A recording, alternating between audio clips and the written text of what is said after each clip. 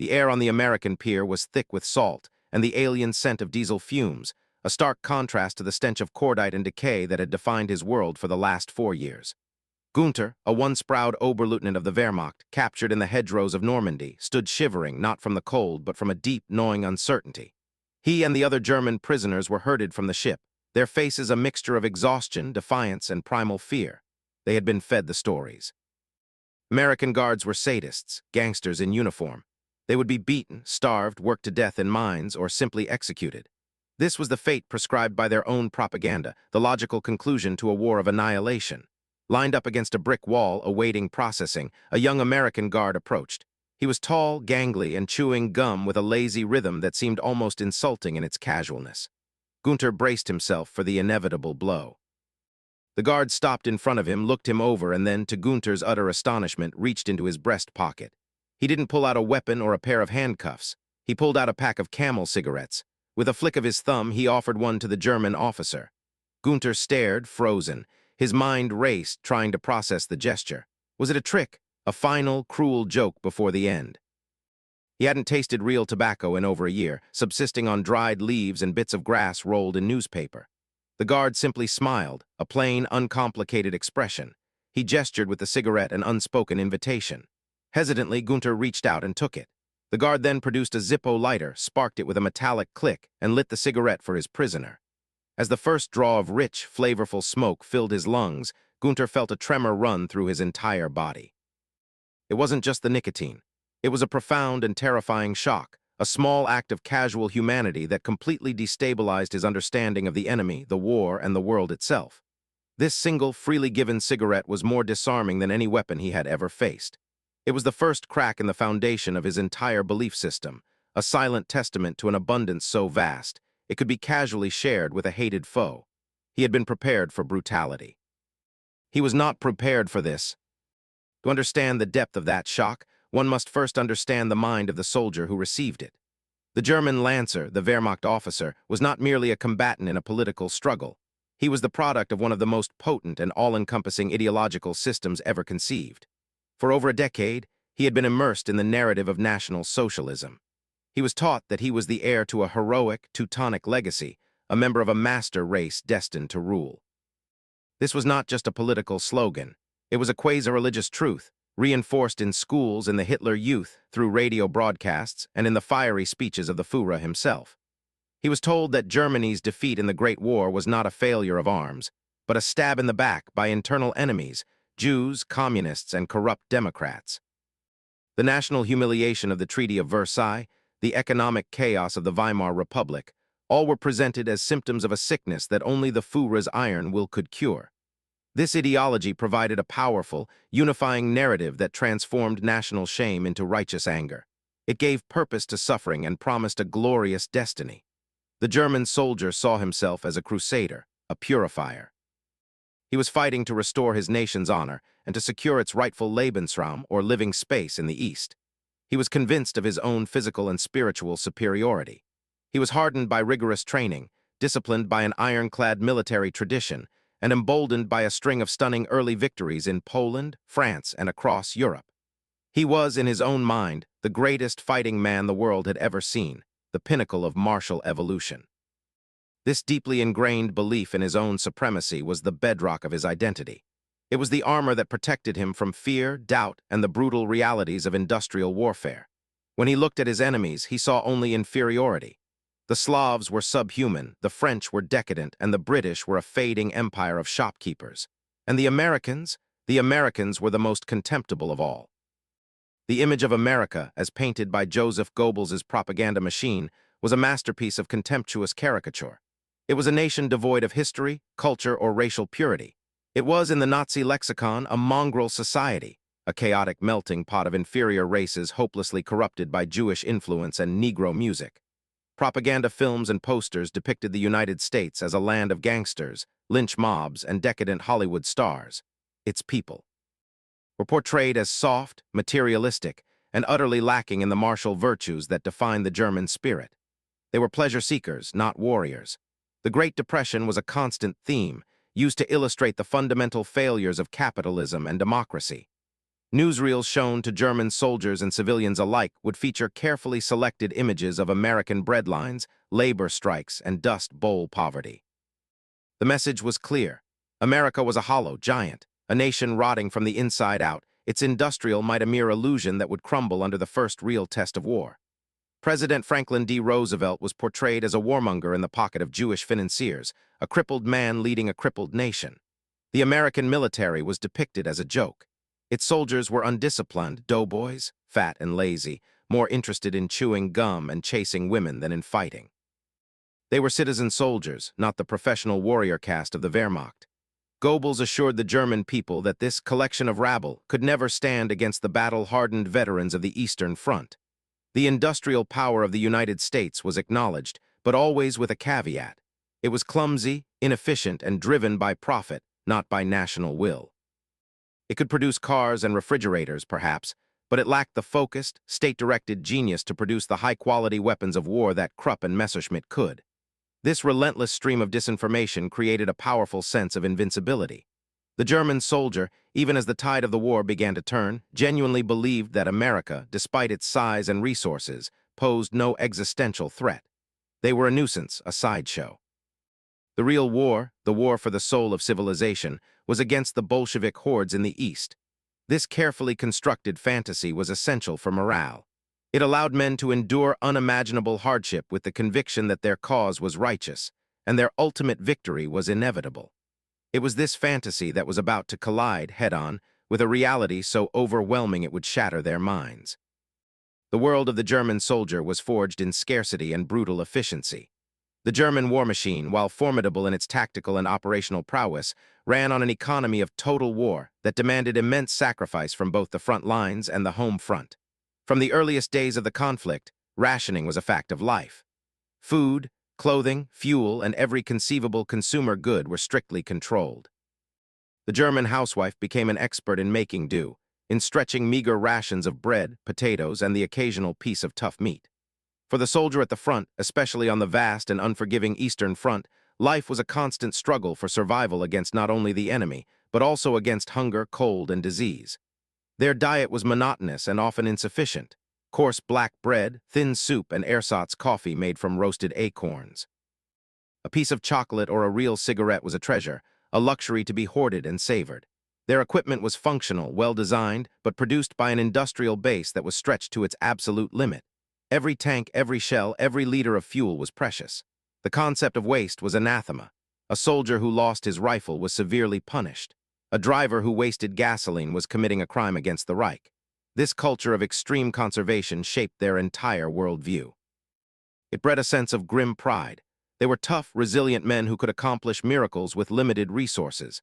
They saw this as a sign of their inherent superiority, contrasting their own Spartan discipline with what they imagined to be the wasteful decadence of their enemies. By 1944, this scarcity had become desperate. Germany was being systematically dismantled from the air. Allied bombers were pulverizing its factories, its rail lines, and its cities. The flow of resources was choked to a trickle. New tanks arrived at the front without machine guns. New pilots were sent into the sky with only a few hours of flight training. The once mighty Wehrmacht was slowly being bled white, starved of men, machines, and the very fuel needed to move them. This was the reality the German POWs carried with them into captivity. Their reference point for a nation at war was their own. A country where every scrap of metal was recycled, where children collected milk bottle caps for the war effort, and where the civilian population huddled in bomb shelters, slowly starving in the dark. They expected to find a version of this in America. They expected to see a nation strained, suffering, and sacrificing for victory, just as they were. The moment of capture was the ultimate humiliation. For a soldier indoctrinated with the belief in his own invincibility, the act of raising his hands in surrender was a personal and national catastrophe. It was the shattering of a myth. One moment he was a proud warrior of the Third Reich, the next he was property, a Kriegsgefangener, a prisoner of war. The initial moments were a whirlwind of terror. Stripped of his weapons, his dignity, his very identity, he was at the complete mercy of the enemy he had been taught to despise. He expected the worst. Stories, both real and fabricated, circulated through the ranks about the brutality of their captors. They expected a bullet in the back of the head, or to be bayoneted where they stood. At best, they anticipated a long, agonizing death in a Siberian-style gulag. The journey from the front lines to the collection points was a daze of shame and fear. They were prodded onto trucks, herded like cattle, their faces grim, avoiding the eyes of their captors. The first flicker of cognitive dissonance began here. The American soldiers who guarded them were not the snarling monsters of propaganda. They were young, often bored, and surprisingly professional. There was no casual brutality, no systematic cruelty. There was just a weary, businesslike efficiency. The true journey into the unknown began on the transport ships crossing the Atlantic.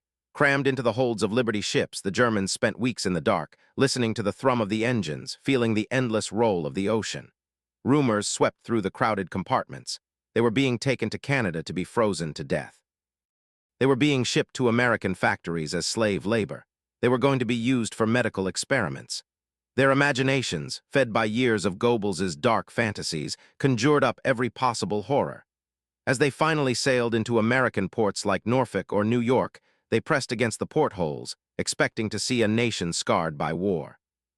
They looked for bombed-out buildings, for evidence of the U-boat campaign's success, for signs of the deprivation and suffering that defined life in Hamburg or Berlin. Instead, they saw skylines untouched by war, harbors choked with ships, and a city pulsing with life and light. The sight was deeply unsettling. This was not the America they had been promised. This was not a nation on its knees. As they disembarked onto American soil, the dread reached its peak.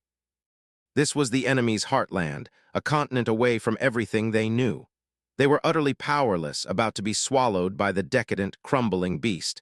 They braced for the hell that awaited them. The first true assault on their worldview was not an interrogation or an act of violence. It was a train ride. After processing at the coastal receiving centers, the German POWs were loaded onto passenger trains for the journey to permanent camps scattered across the American interior. This, in itself, was a shock. They had expected to be crammed into filthy cattle cars, the standard mode of transport for prisoners and undesirables in Europe. Instead, they found themselves in coaches with cushioned seats, windows, and even dining cars. Black porters in crisp white jackets moved through the aisles, serving them meals. The meals themselves were a revelation. They were given sandwiches made with thick slices of white bread and meat, something most hadn't seen in years. They drank coffee with real sugar and cream. It was better food than they had received as frontline soldiers in the Wehrmacht. But the true psychological blow came from what they saw outside the windows. As the train rolled westward, an endless panoramic vision of America unfolded before their disbelieving eyes. They passed through cities and towns that were completely untouched by the war. No rubble, no bombed-out husks of buildings, no craters in the streets. The lights were on at night. Store windows were filled with goods. They saw streets crowded with shiny, new-looking automobiles, not military vehicles but civilian cars, driven by ordinary people going about their lives. This was perhaps the most jarring sight. In Germany, private car ownership had been virtually eliminated. All fuel and rubber were requisitioned for the war effort. Here, it seemed like a trivial, everyday convenience. Then came the countryside, the sheer, breathtaking scale of it. They rolled past vast, immaculate farms stretching to the horizon, cultivated not by horse-drawn plows but by modern tractors. They saw towering grain silos, evidence of a food surplus so enormous it was simply beyond their comprehension. They crossed mile-wide rivers on massive steel bridges, testaments to an engineering prowess that was not strained or damaged, but robust and thriving. Day after day, the scenery repeated itself. More towns, more cars, more factories billowing smoke, more endless fields of grain. A quiet despair began to settle over the men in the train cars. They weren't just traveling through a country, they were traveling through an economic dimension they never knew existed. This was not a nation on the brink of collapse. This was a continent-sized factory, a fortress of production, utterly insulated from the destruction they had left behind. The journey was a silent, rolling lecture on the folly of their war. The destination, when it finally came, only deepened the sense of surreal dislocation. The German soldiers' conception of a prison camp was shaped by their own nation's brutal practices, places like Dachau, which began as a camp for political prisoners, or the horrific conditions imposed on Soviet POWs on the Eastern Front. They expected squalor, disease, and barbed wire fences topped with machine gun nests manned by sadistic guards. They envisioned a desperate, daily struggle for a crust of bread and a sip of foul water. What they found instead defied all logic. The camps, often located in remote parts of the American South or Midwest, were more like military bases than prisons. They arrived to find rows of clean, well-constructed wooden barracks, often built to the same specifications as those used for American GIs. There were no mud-caked floors or lice-infested straw bunks. They were issued beds with mattresses, sheets, and pillows. The barracks were heated in the winter. Most camps had hot and cold running water and modern latrines with functioning showers, luxuries that many German towns no longer possessed. Upon arrival, they underwent a systematic and dispassionate processing. They were deloused, a standard and necessary procedure, but it was done with a clinical efficiency that lacked malice. They were given complete sets of new clothing. The letters PW were stenciled on the back of the shirts and trousers, but the garments themselves were sturdy and clean. This was a stark contrast to their own tattered, filthy uniforms, which were taken, cleaned, and stored. The camp administration was organized and followed a clear set of rules dictated by the Geneva Convention. This was, for many, their first encounter with the concept.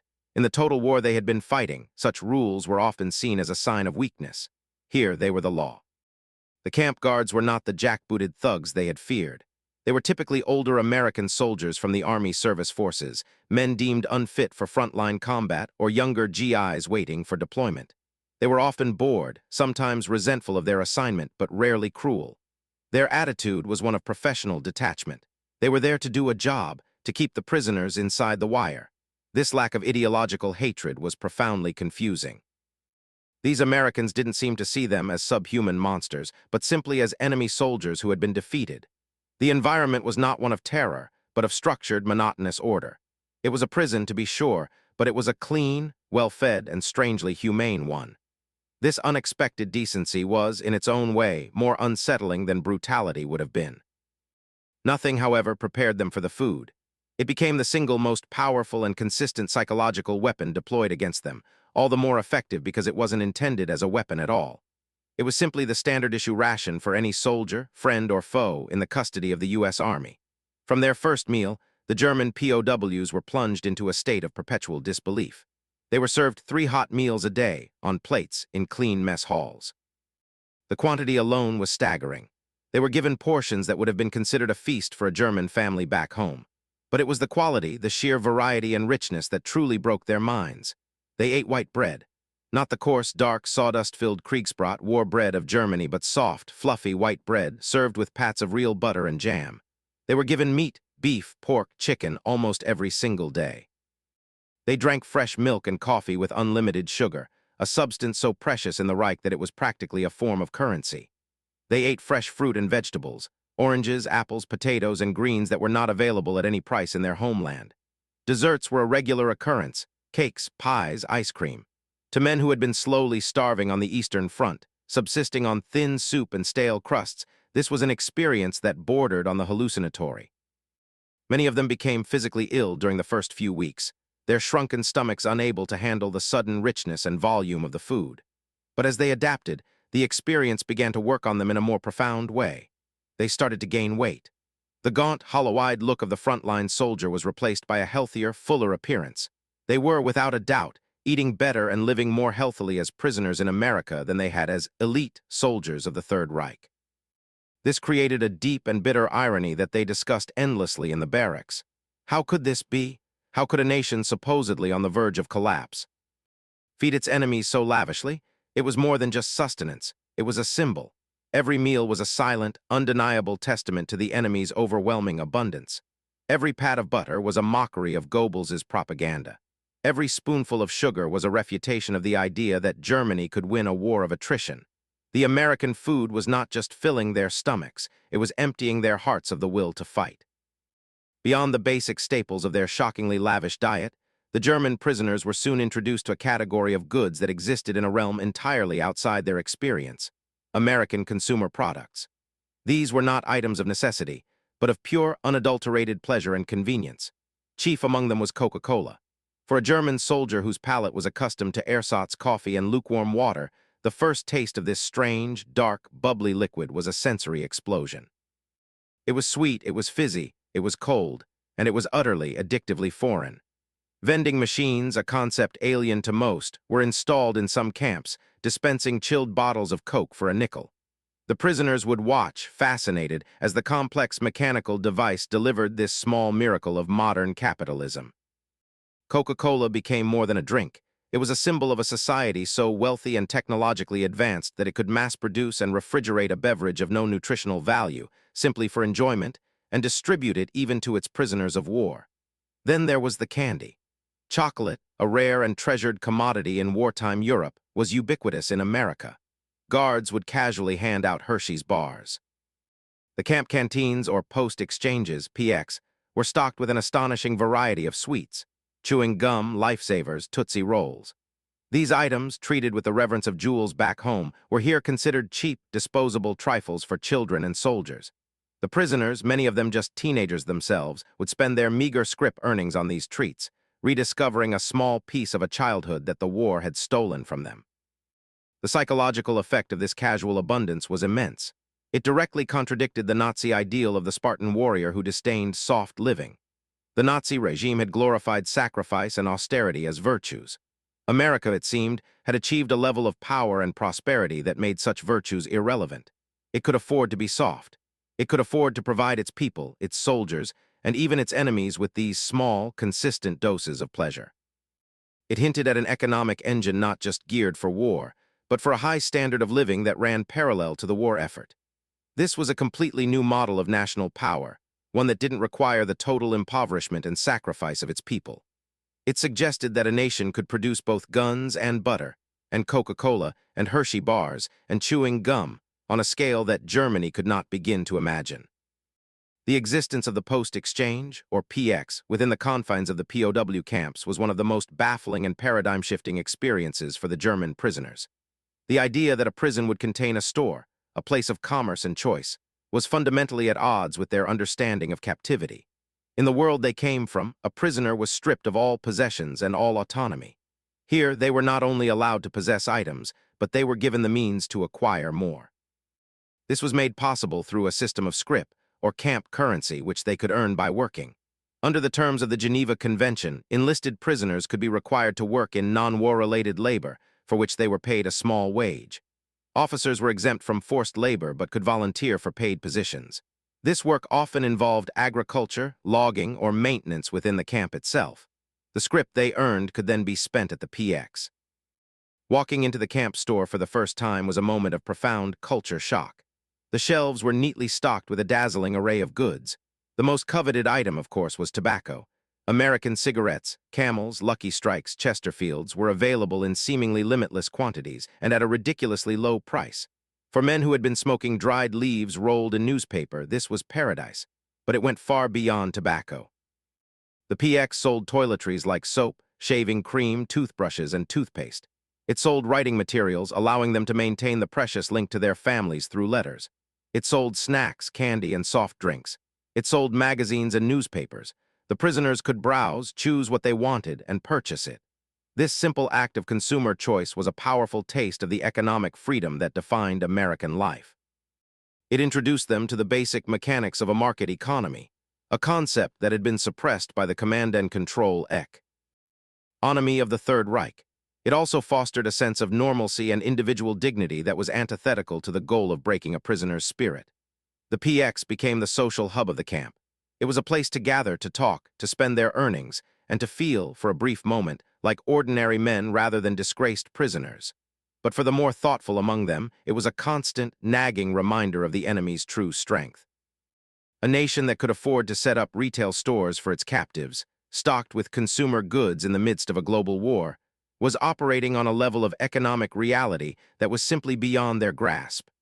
It was another piece of the puzzle, another clue that the propaganda they had been fed was not just a lie, but a laughable, pathetic fantasy. The daily, informal interactions with their American captors and the glimpses of the surrounding civilian life provided a continuous stream of bewildering information.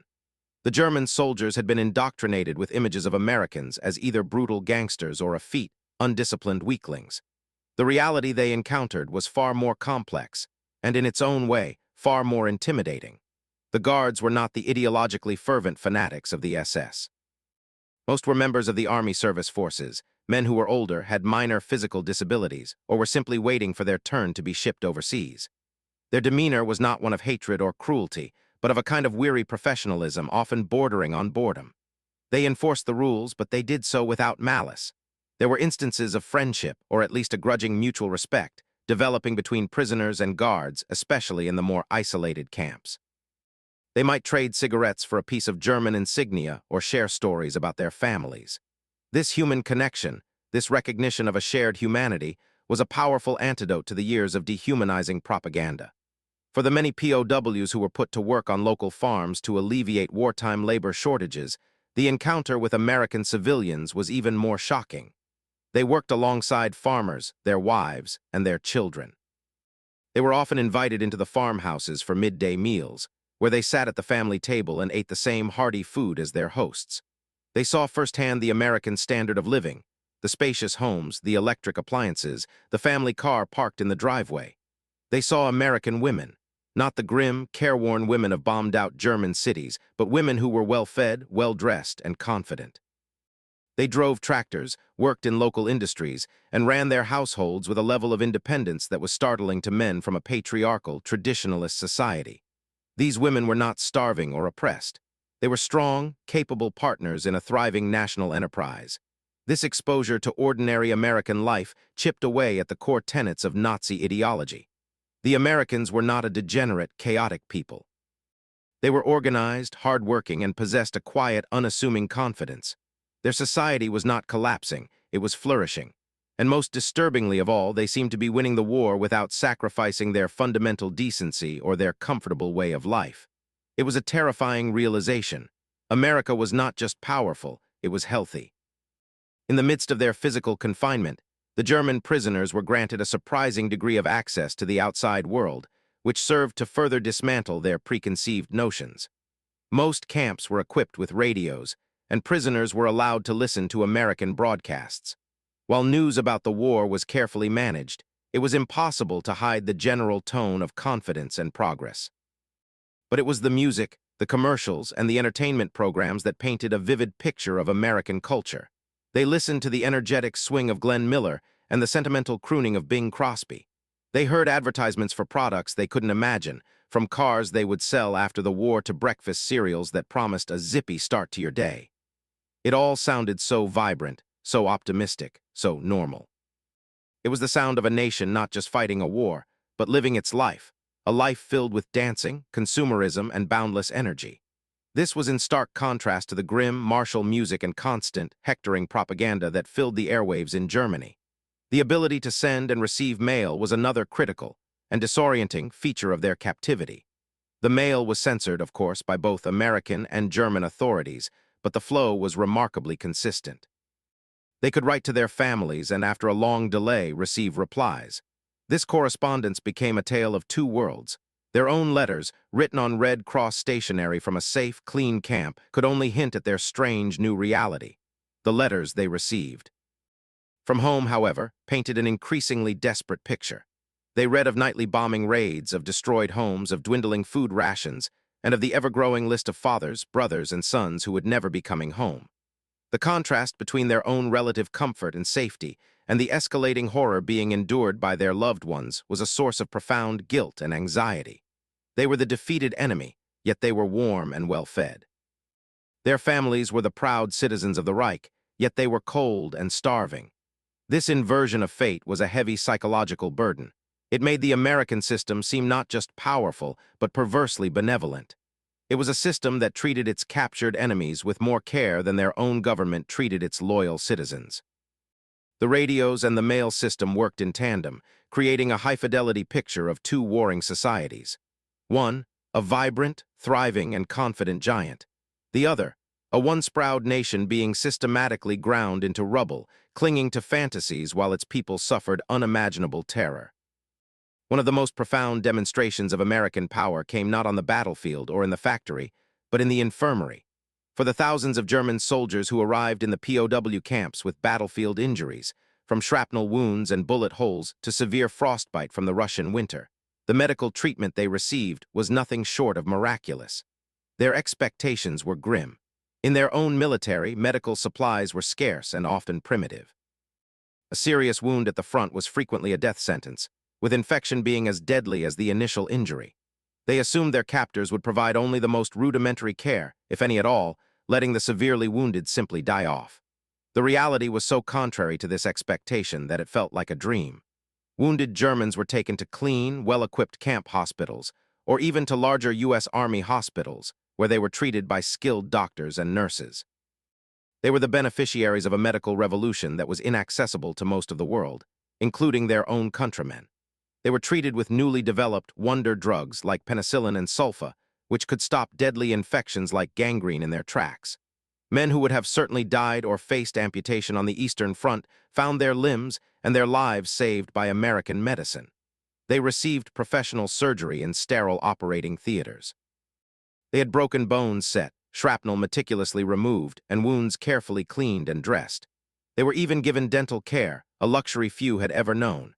A German soldier suffering from a mouth full of rotting teeth might find himself in a modern dental chair, receiving fillings or extractions under local anesthetic. This level of care, extended without question to a defeated enemy, was a powerful statement.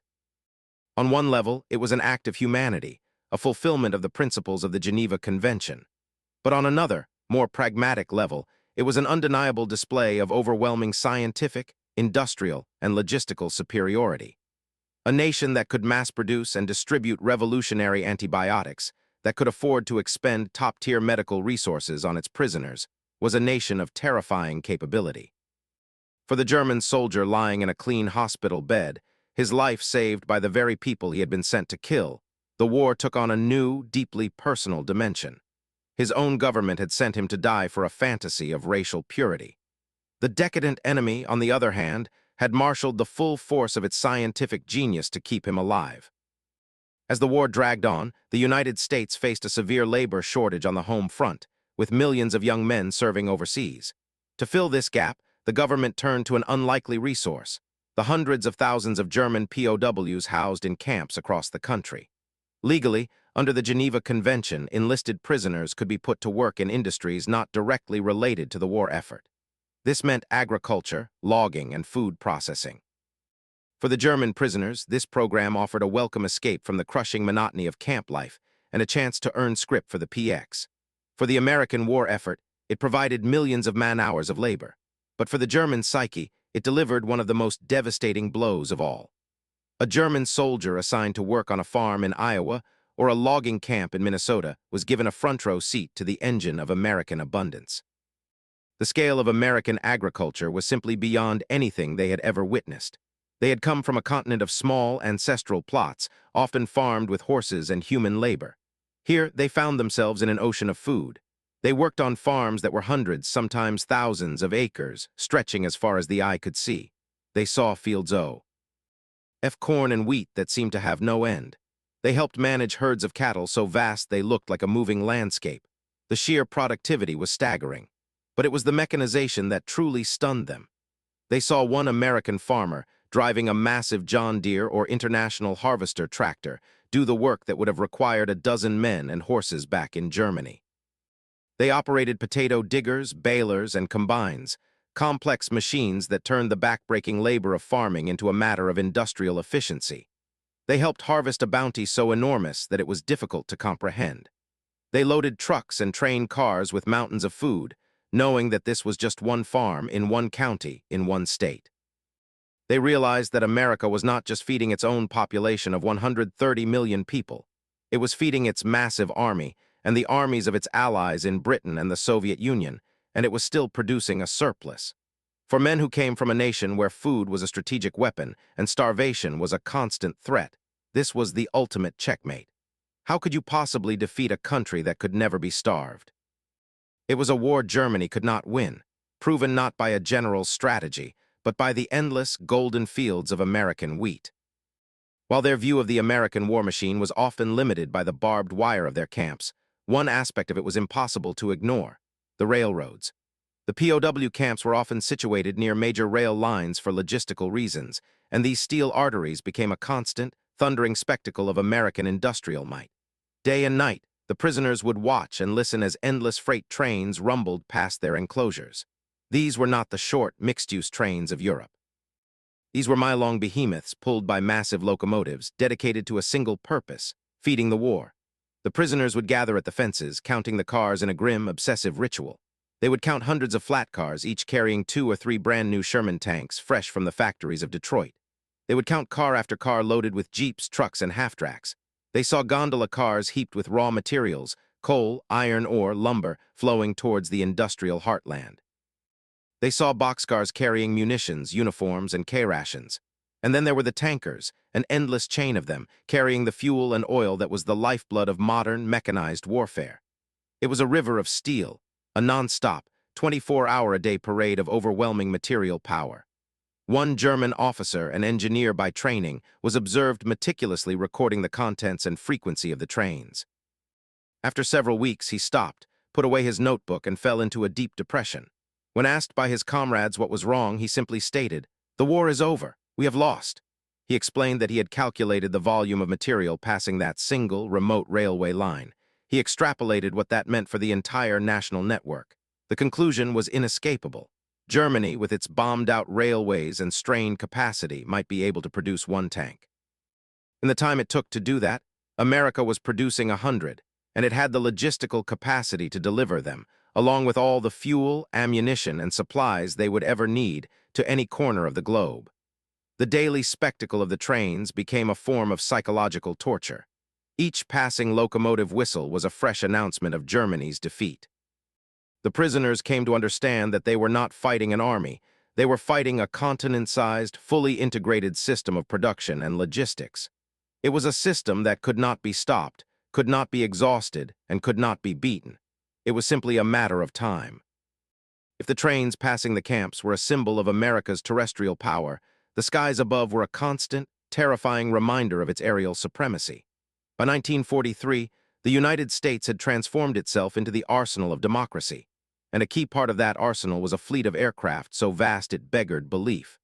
Many POW camps were located in the wide-open spaces of the South and West, the ideal locations for flight training. For the German prisoners, many of whom were Luftwaffe personnel or soldiers who had cowered under the wrath of Allied air power in Europe, the sight of the American sky was a source of both awe and dread. From dawn until dusk, the air buzzed with the sound of engines. They would look up to see not single aircraft, but vast formations of them.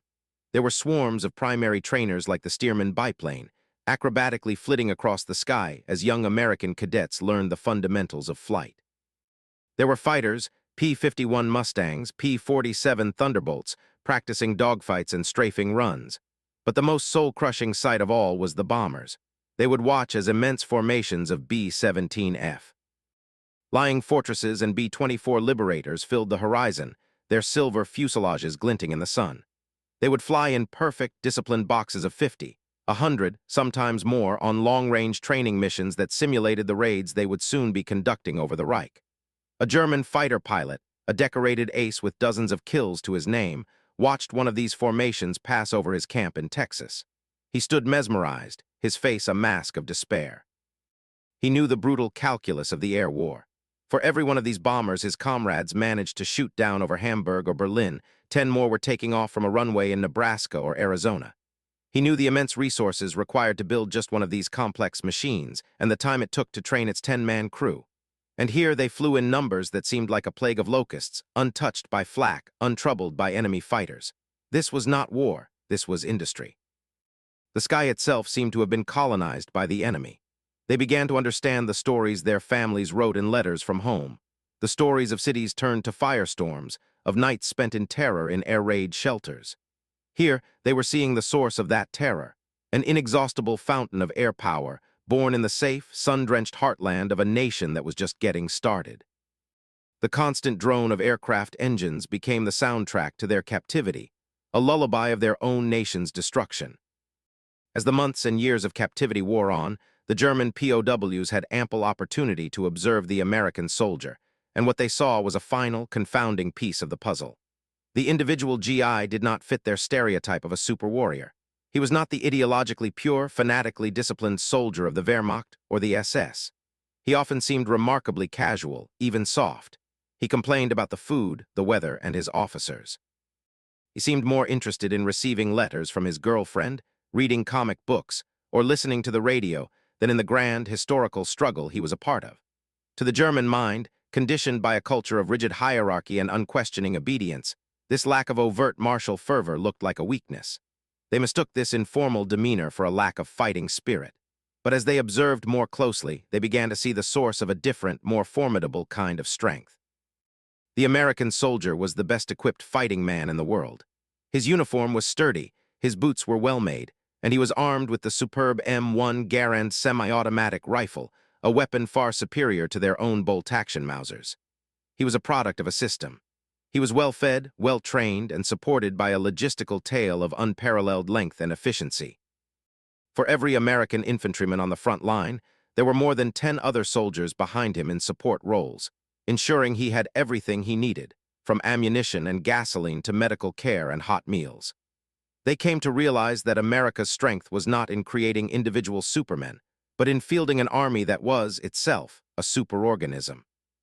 It was a system that valued the life and well-being of the individual soldier, not for sentimental reasons, but because it was efficient. A healthy, well-supplied soldier fought better and longer. This contrasted sharply with the German approach, which often relied on the supposed superior fighting qualities of the individual lancer to make up for logistical and material deficiencies, callously spending lives in the process. The German POWs, who had been treated as little more than cannon fodder by their own high command, saw an enemy that seemed to have an endless supply of everything, including men. The casual confidence of the American GI was not born of arrogance, but of an implicit trust in the overwhelming system that backed him up. He didn't need to be a fanatical Superman. He just needed to be a functioning part of the most powerful and well-oiled military machine the world had ever seen. Perhaps the most alien and incomprehensible aspect of America for the German prisoners was its political system. They had been raised in a totalitarian state where dissent was treason and the will of the Führer was absolute law. The entire society was organized around the principle of Führerprinzip, the leader principle, which demanded total unity and unquestioning loyalty. The state controlled the press, the radio, and every facet of public expression. Critical thought was not just discouraged, it was actively persecuted. In the POW camps, they were given access to American newspapers and magazines like Time and Life. What they read in these publications was profoundly shocking. They saw articles openly criticizing President Roosevelt's policies.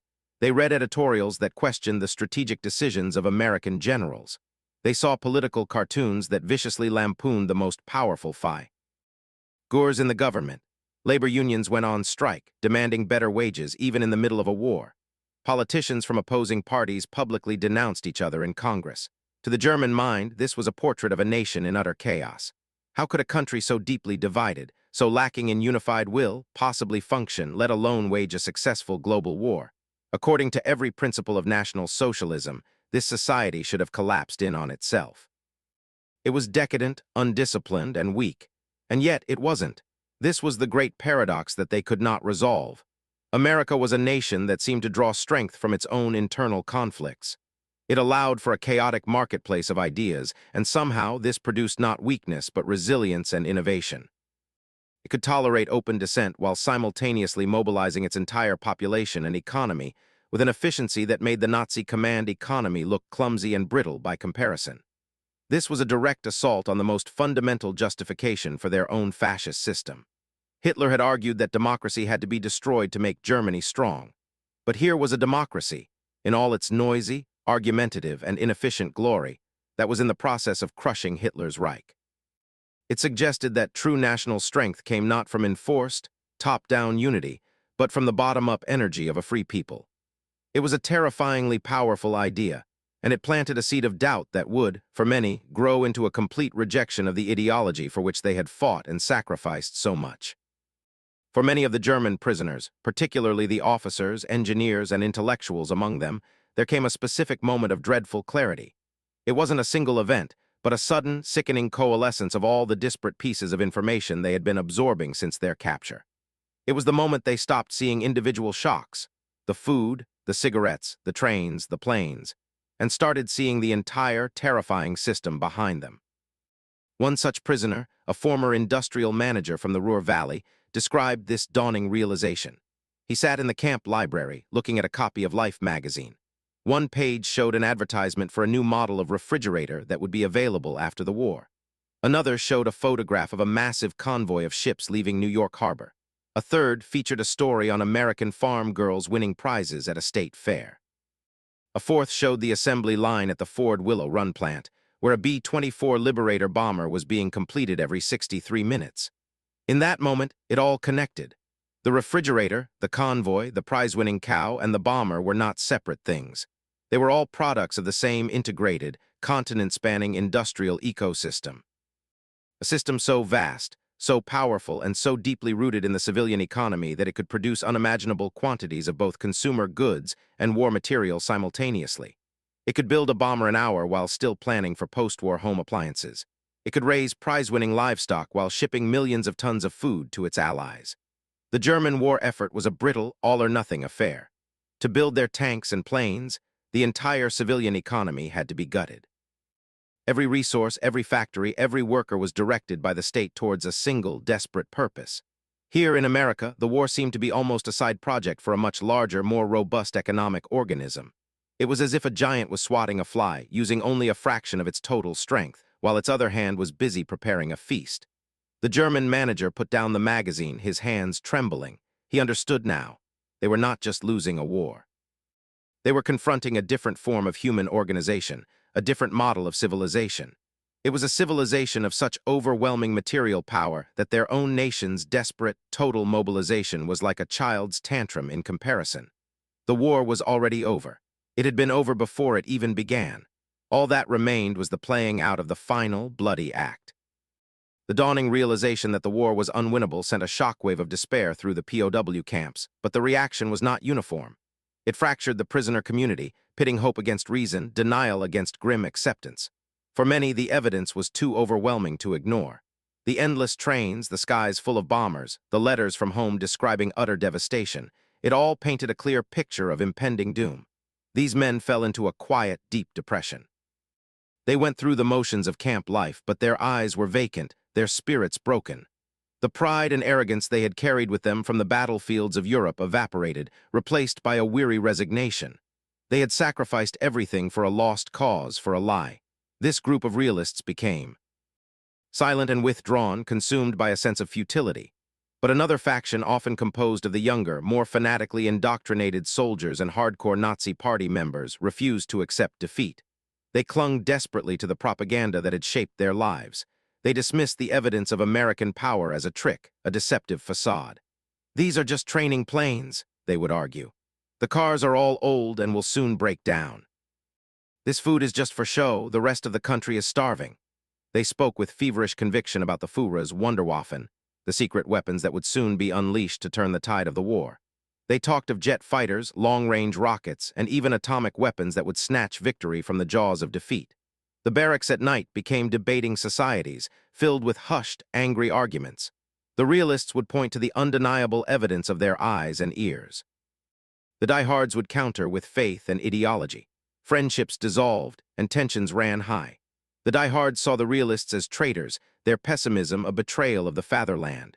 The realists saw the diehards as delusional fools, refusing to face a reality that was as plain as the barbed wire fence surrounding them. This internal conflict was a microcosm of the larger psychological collapse of the Third Reich. It was a struggle between a reality-based worldview and an ideology that demanded faith in the face of all contradictory evidence.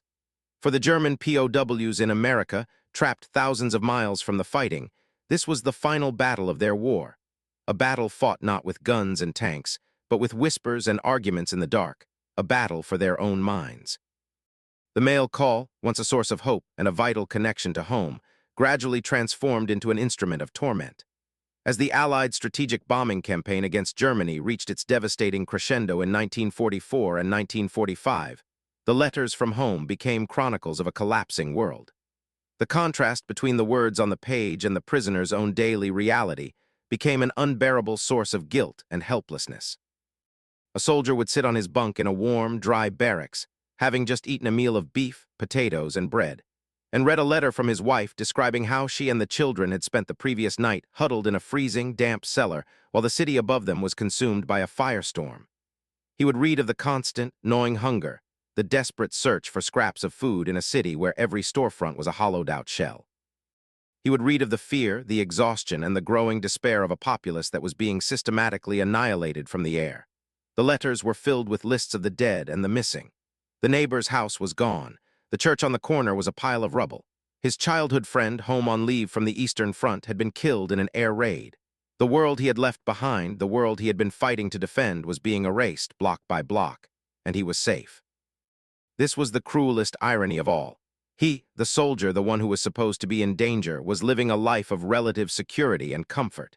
His family, the civilians he was meant to protect, were on the front line now, facing a technologically advanced terror he could barely imagine. A profound sense of powerlessness consumed him. He was a prisoner, unable to help, unable to protect his loved ones. He could only sit and read their desperate accounts, his stomach full of American food, his conscience screaming. This experience irrevocably severed the bond of shared sacrifice that unites a soldier with his home front. He was no longer a part of their struggle. He was an observer, a privileged spectator to his own country's destruction. The guilt was corrosive. It ate away at his morale, at his sense of identity as a German soldier, and at the very foundations of his belief in the war. What was the point of his sacrifice if this was the result? The letters from home, more than any lecture or piece of propaganda, taught him the true meaning of total war and the terrifying, inhuman efficiency of the American machine. Nothing underscored the unfathomable gap between the German and American realities more than what the prisoners perceived as American wastefulness.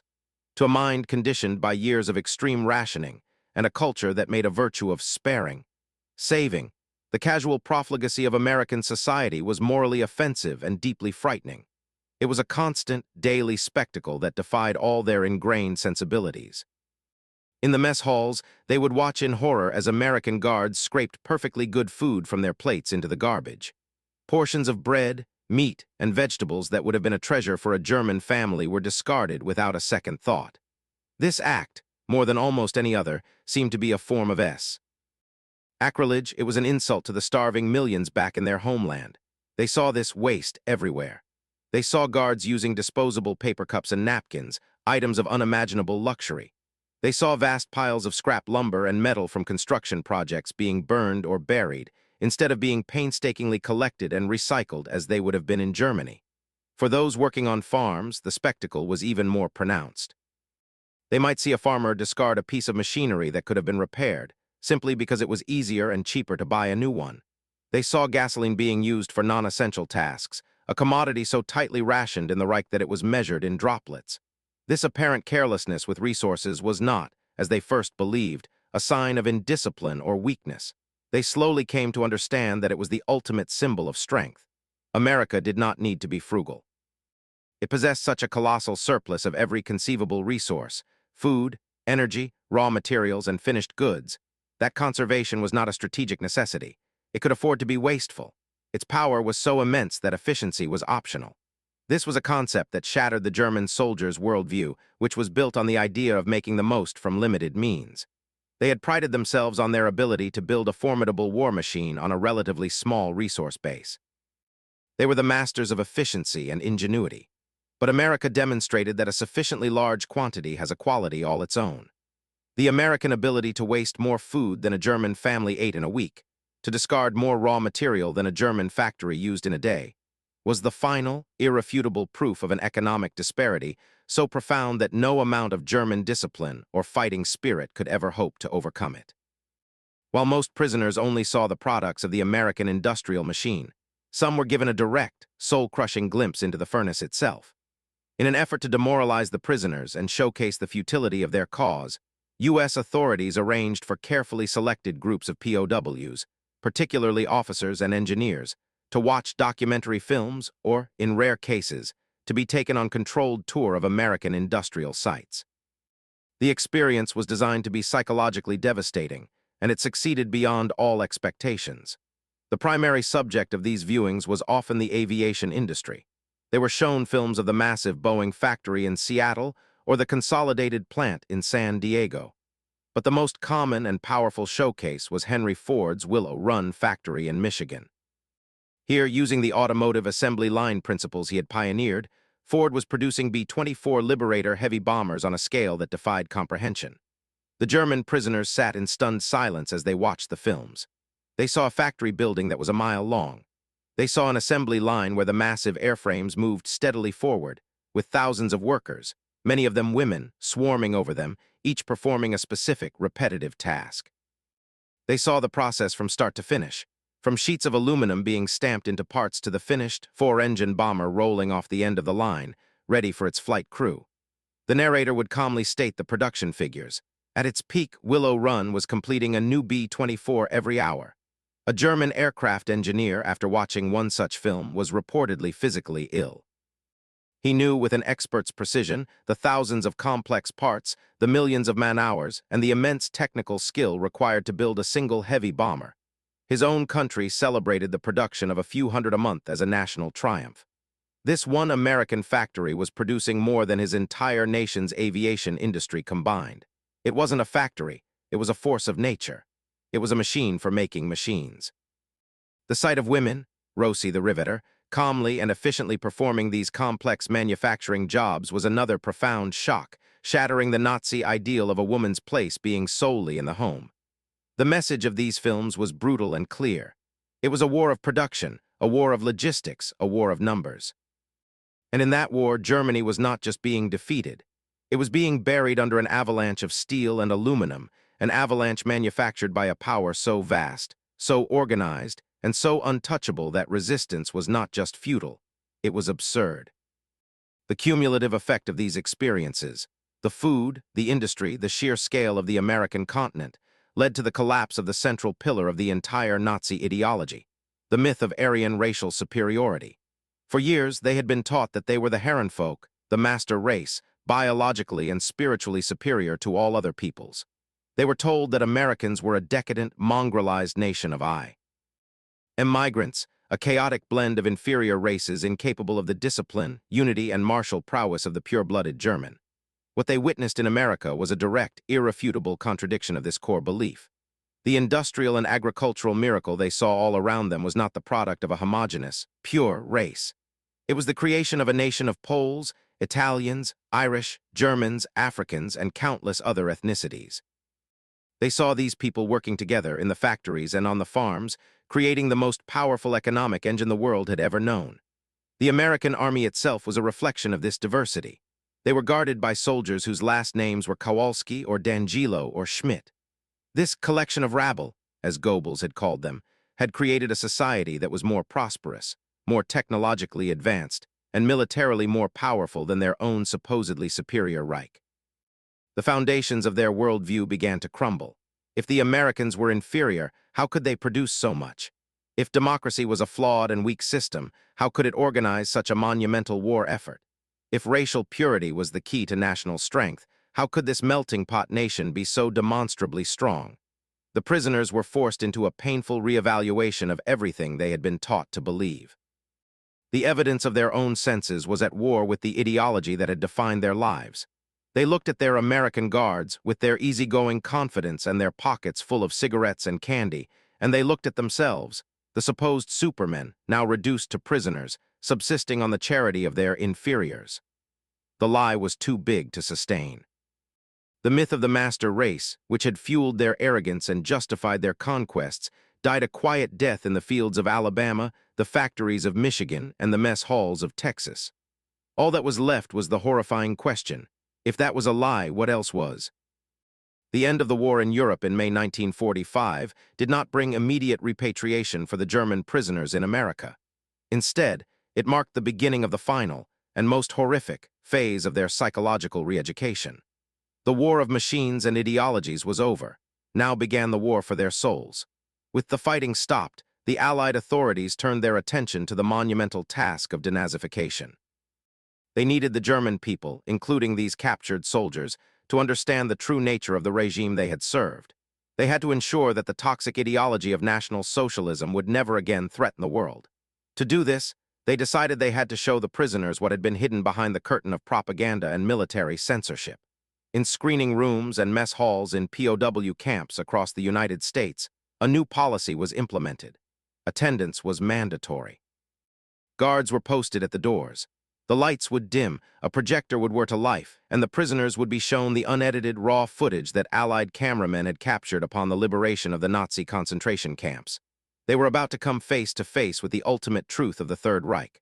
Up to this point, they had been confronted with America's strength, its abundance, its industrial power.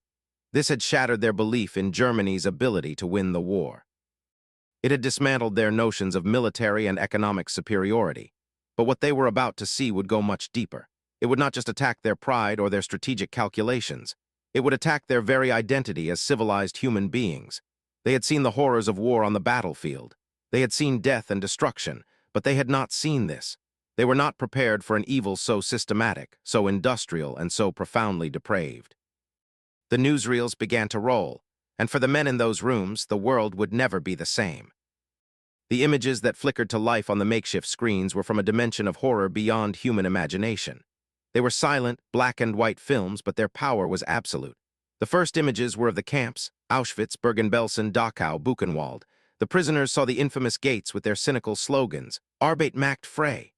They saw the barbed wire, the guard towers, the bleak, endless rows of wooden barracks. Then the cameras moved inside. They saw piles of shoes, mountains of eyeglasses, bales of human hair.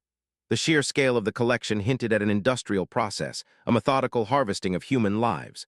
The German soldiers in the audience sat in stunned silence, their minds struggling to process what they were seeing.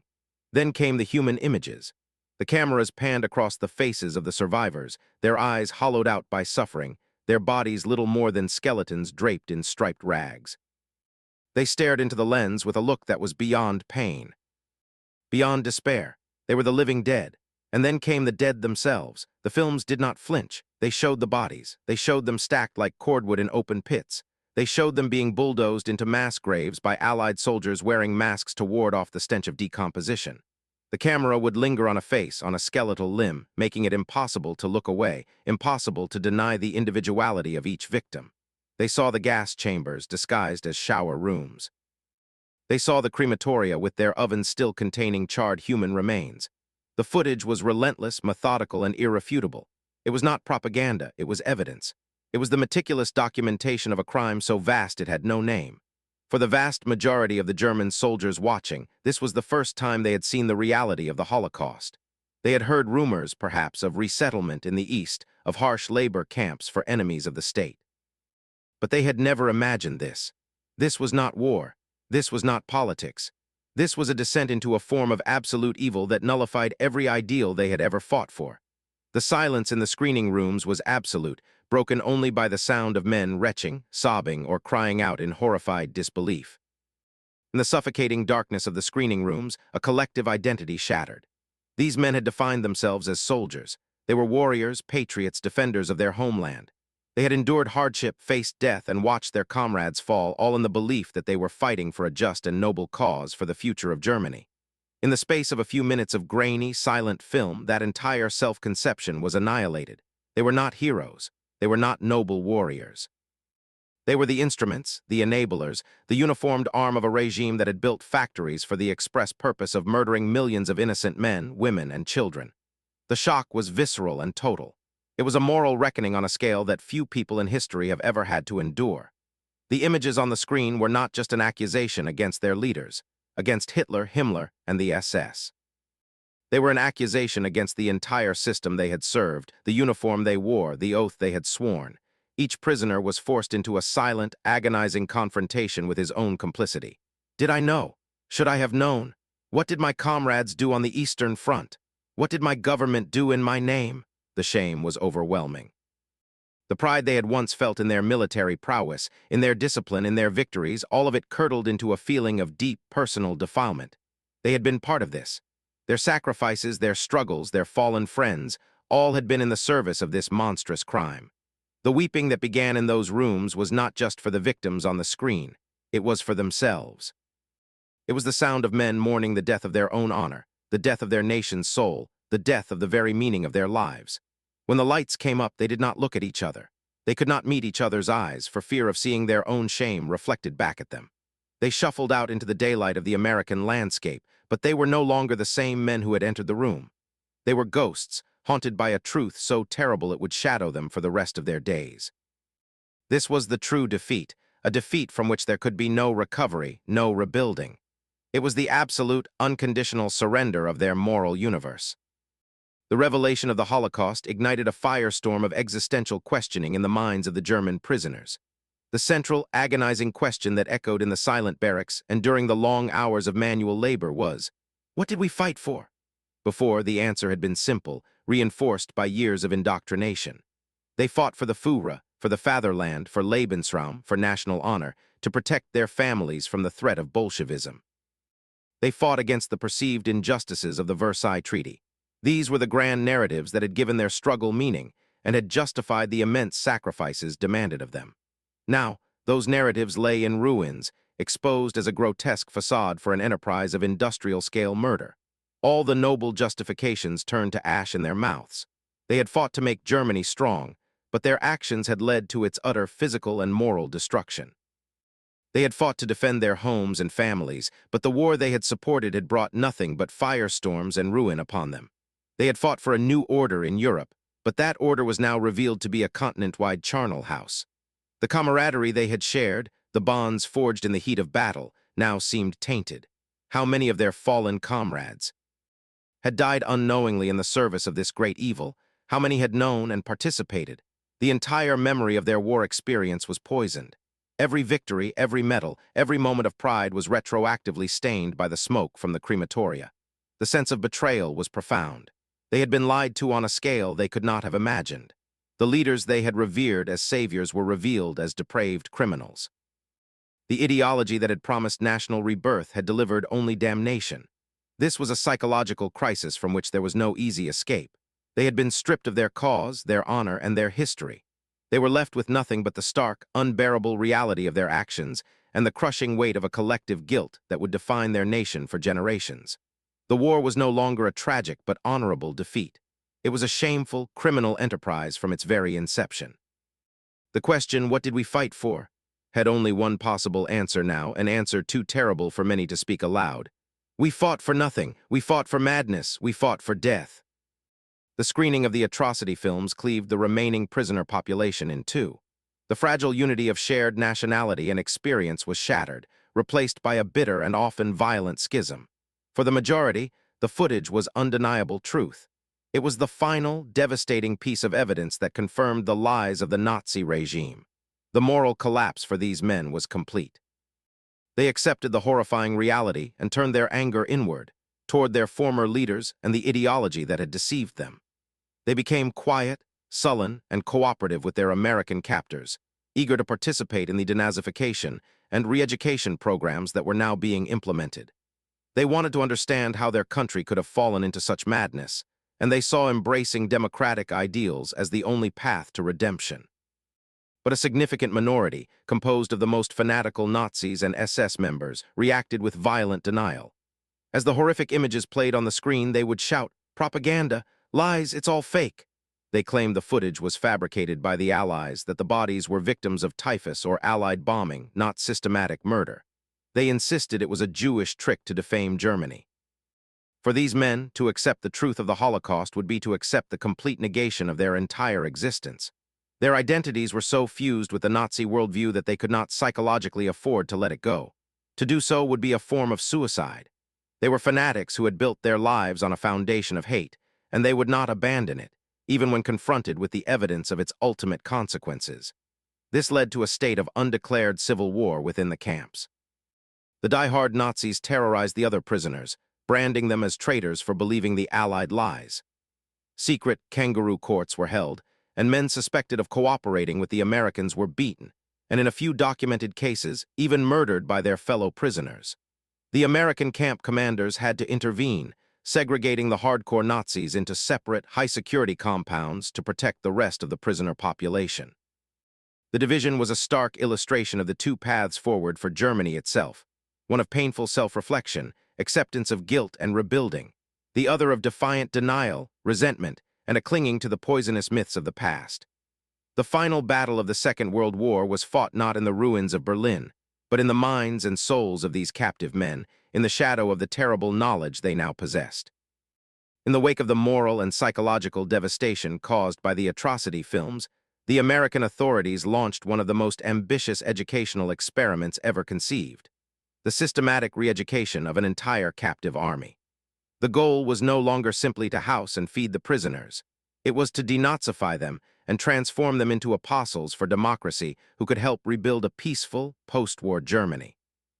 The program, which had begun on a smaller scale earlier in the war, was now massively expanded. It was a multifaceted effort. Special re-education camps were established, and prisoners who showed an aptitude for democratic ideas were sent for intensive instruction. They were taught by German-speaking American professors, and crucially, by German intellectuals and political figures who had fled the Nazi regime. The curriculum was a crash course in the principles of Western democracy. They learned about the separation of powers, freedom of speech, freedom of the press, and the importance of a multi-party system. They studied German history from a non-Nazi perspective, learning about the democratic traditions of the Weimar Republic and the slow, insidious process by which Hitler had dismantled them. They were encouraged to debate, to ask questions, and to think critically, skills that had been brutally suppressed for over a decade. The program also utilized mass media. A special German-language newspaper, Der Ruf, The Call, was printed and distributed in the camps. It was written and edited by German POWs themselves, under American supervision, and it became a lively forum for discussing the future of Germany. They had access to extensive libraries, stocked with books that had been banned and burned by the Nazis. For the first time, they could read the works of Thomas Mann, Erich Maria Remarque, and other great minds of German culture who had been declared enemies of the state. Initially, many prisoners were cynical, viewing the program as just another form of propaganda. But for the men whose worldviews had been shattered by the realities they had witnessed, the ideas of democracy and human rights offered a lifeline. It was a new, more hopeful ideology to replace the bankrupt one they had served. It provided a framework for understanding what had gone wrong and a blueprint for how to build a better future. The program was not universally successful, but for tens of thousands of future German leaders, it was a profound, life-altering education in the virtues of freedom. The experience of captivity in the United States fundamentally and permanently altered the worldview of hundreds of thousands of German soldiers. Their journey was a complete inversion of their expectations. They had arrived as arrogant members of a master race, expecting to find a weak and decadent enemy. They would leave as humbled men, carrying with them an unshakable knowledge of America's true strength, a strength that was not just military or industrial, but also moral and ideological. They had learned that the free cigarettes and abundant food were not isolated quirks. They were symptoms of a larger system, a system of democratic capitalism that had created a level of prosperity and individual freedom they had never known. They saw that a society built on the consent of the governed, rather than the will of a dictator, was not weaker, but infinitely more resilient and innovative. They saw that a nation that embraced diversity rather than demanding racial purity could create a dynamic and powerful culture. Their perspective on their former enemy was transformed. America was no longer the caricature from Goebbels's posters. It was a real place, flawed and contradictory, but also possessed of an awesome power and a surprising decency. They developed a grudging, and in many cases genuine, respect for the nation that had defeated them. This new perspective was forged not just in the classrooms of the re-education program, but in the daily experiences of their captivity. It was forged in the kindness of a farmer's wife who shared her lunch with them. It was forged in the professionalism of a doctor who saved a wounded man's life. It was forged in the sight of endless fields of wheat and the sound of bombers overhead. It was forged in the horror of the concentration camp films, which threw the moral superiority of the Allied cause into stark, undeniable relief. They had been captured by a force they could not understand, a force that defeated them not only with overwhelming power, but with an ideology of freedom that proved to be more potent than their own ideology of hate. They had entered the camps as soldiers of the Third Reich. They would leave as unwilling students of the American way, forever changed by the lessons they had been taught. The journey home was a journey to another planet. In the years since they had left, Germany had been transformed into a landscape of apocalyptic ruin. They sailed back across the Atlantic, leaving behind the green, intact, and prosperous continent of their captivity, and arrived at ports like Bremerhaven to a scene of almost unimaginable devastation. The cities were gone. In their place were vast, silent oceans of rubble, skeletal remains of buildings reaching like broken fingers toward a gray sky. Hamburg, Dresden, Berlin, the great cultural and industrial centers of their youth, were now little more than geographic expressions, haunted necropolises where ghosts in rags picked through the debris. They traveled inland on makeshift trains that crept slowly through a shattered country. They saw collapsed bridges, twisted railway lines, and the burned-out husks of factories. They saw a population that was starving, dressed in rags, their faces etched with the trauma of total war. The contrast with the America they had just left was so extreme it induced a kind of vertigo. It was the difference between a victor and a vanquished nation, starkly illustrated in brick and mortar, in flesh and blood. They were no longer the proud soldiers who had marched off to war years before. They returned as changed men, carrying a double burden. First, the terrible knowledge of their nation's crimes. Secret shame they would have to carry for the rest of their lives. Second, the incredible secret of America's power, a reality that the Germans who had remained at home could not possibly comprehend. When they tried to describe what they had seen, the scale of the factories, the abundance of the food, the sheer normalcy of American life during the war, they were often met with disbelief. It sounded like fantasy, like a fevered dream. How could such a world exist? These returning POWs became a bridge between two realities. They were the ones who had seen both sides. They understood, in a way no one else could, the true reason for Germany's defeat. It was not a stab in the back or a failure of will. It was a comprehensive, systemic defeat at the hands of a superior industrial and ideological power. Their personal journey from arrogance to humility mirrored their nation's own path, and they were now uniquely positioned to help guide it. In the chaotic and desperate landscape of post-war Germany, the hundreds of thousands of returning POWs from American camps became a crucial, and often overlooked, force for stabilization and reconstruction. They were a unique demographic. They were Germans who had seen firsthand that the Nazi worldview was a lie and that the American model, for all its flaws, worked. In a nation deeply divided between unrepentant Nazis, shell-shocked survivors, and the encroaching influence of Soviet communism from the East, these men formed a solid, pragmatic middle ground. They became instrumental in the success of the new West German state. As Germany was being rebuilt, literally from the rubble, these men brought with them not just their labor, but a new perspective.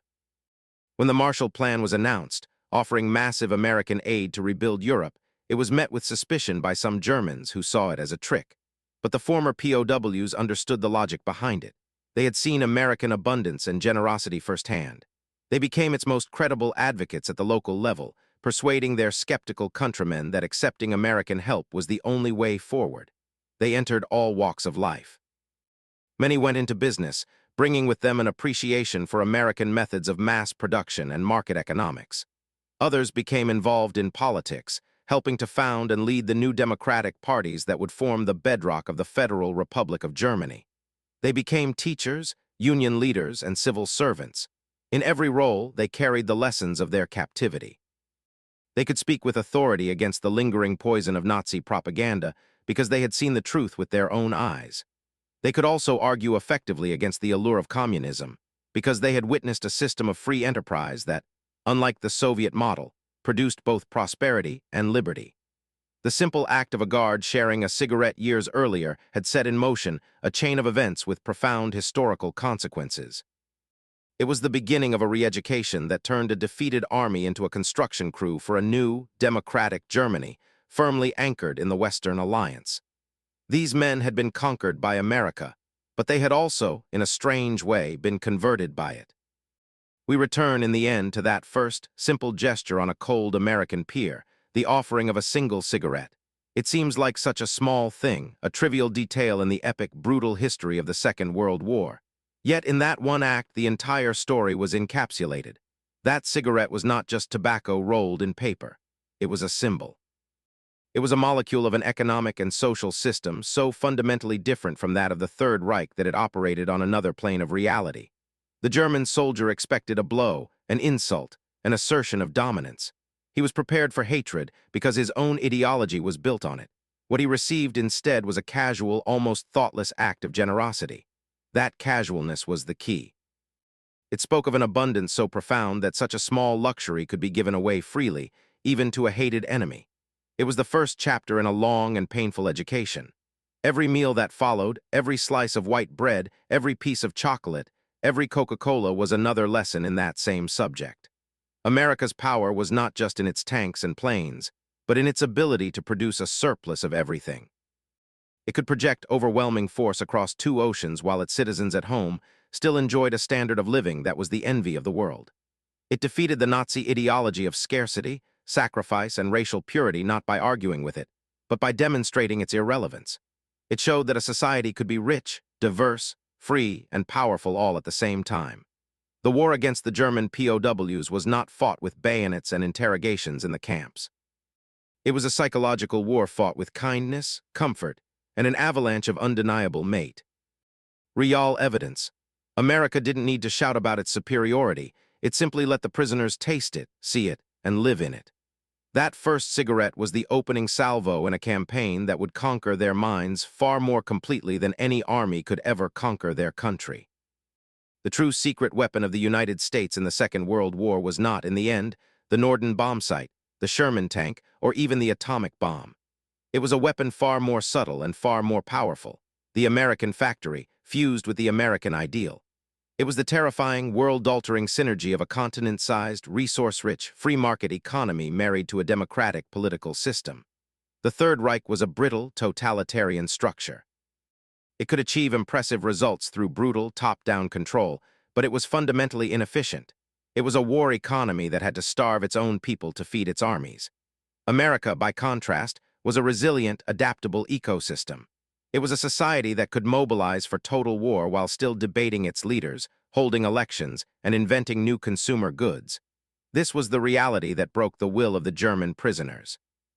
They witnessed a system that could produce an endless stream of bombers and an endless stream of Hollywood movies. A system that could equip millions of soldiers with the world's best gear and keep its drugstores stocked with lipstick and nylon stockings. A system that could tolerate labor strikes and blistering political criticism while outproducing the entire Axis world combined. This was a power that Nazism, with its rigid controls and its philosophy of hate, could never hope to match. The German soldier was the product of an ideology that taught him individual sacrifice for the strength of the state. The American GI was the product of a system that believed the strength of the state was derived from the prosperity and freedom of the individual. In the end, the latter proved to be not just a more humane philosophy, but a vastly more powerful one. The German POWs were the first to truly understand this.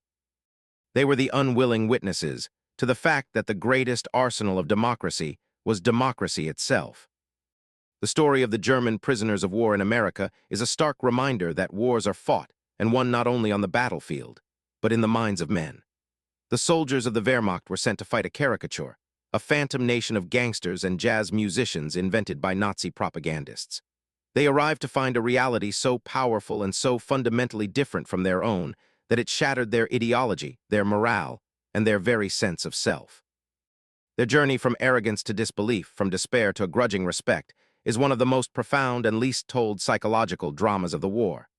They saw that a nation's true strength is not measured in its martial spirit alone, but in the productivity of its farms, the ingenuity of its factories, the freedom of its people, and the decency with which it treats even its vanquished foes. That first, shocking cigarette was more than just a peace offering. It was an introduction to a new world. A world where abundance, not scarcity, was the norm. A world where freedom, not control, was the source of power. These men returned to a ruined Germany not just as defeated soldiers, but as carriers of a new and dangerous knowledge. The knowledge that America was not just strong, but that its strength was inseparable from its ideals. And that was a power that could not be defeated. For more untold stories that reveal the hidden truths of World War II, be sure to subscribe and join our community of history enthusiasts.